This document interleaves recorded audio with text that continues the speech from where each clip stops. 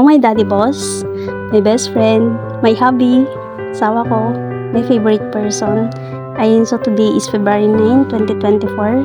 Happy 15 weeks po sa ating dalawa. Stay strong po and I love you so much po. Daddy, thank you for being understanding husband. Napaka maintindihin, napaka humble mo. Napaka responsible husband sa akin. Thank you din kay God kasi mas ginagay niya tayo habang tumatagal, tumitibay tayo ng tumitibay. Daddy, I love you so much po at miss na rin po kita.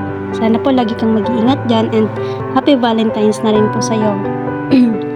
Okay lang kahit wala ka dito ngayon, basta importante safe ka po at safe po tayong pareho and sa mga family natin. I love you so much, Daddy Jeffrey, and see you soon po. I love you.